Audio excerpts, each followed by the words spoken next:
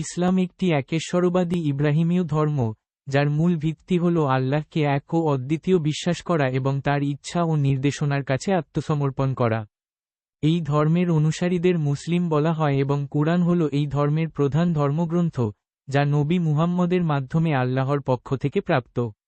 ইসলামের প্রধান নীতিগুলো ইসলামের পঞ্চস্তম্ভ নামে পরিচিত, যা হল শাহাদা, ঈমানের সাক্ষ্য, সালাত, নামাজ, যাকাত, দান, সাওম, রোজা এবং হজ, মক্কায় তীর্থযাত্রা।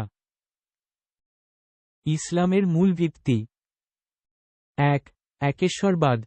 ইসলাম একটি একেশ্বরবাদী ধর্ম, যেখানে আল্লাহকে একমাত্র উপাস্য হিসেবে মানা হয়।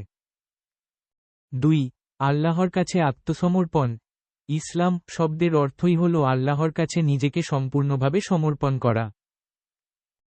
এবং ৩. নবী মুহাম্মদ সাসমাইলি। নবী মুহাম্মদকে ইসলামের শেষ নবী ও রাসূল হিসেবে বিশ্বাস করা হয়। কুরআন ও সুন্নাহ। কুরআন, এটি আল্লাহর পাঠানো বাণী, যা মুসলমানদের জন্য একটি পূর্ণাঙ্গ জীবন বিধান।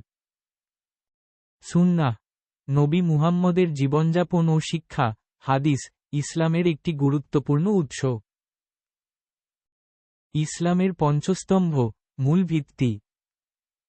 ১. শাহাদা, ঈমানের সাক্ষ্য।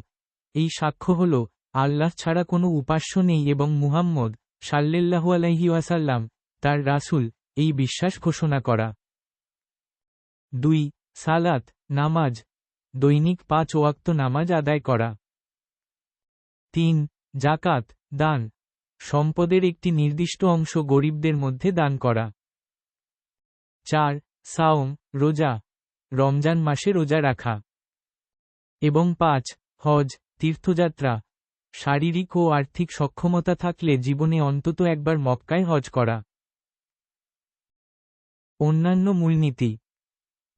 মানবতার সম্পর্ক। ইসলাম শুধু আল্লাহ ও মানুষের মধ্যে সম্পর্কই নয়, বরং মানুষে মানুষে এবং সকল সৃষ্টির প্রতি দায়িত্ব ও ভালোবাসার গুরুত্ব শেখায়। সর্বজনীনতা। ইসলামকে আল্লাহর মনোনীত ধর্ম হিসেবে দেখা হয়, যা শুধু মুসলিমদের জন্য নয়, বরং সমগ্র মানবজাতির জন্য কল্যাণকর।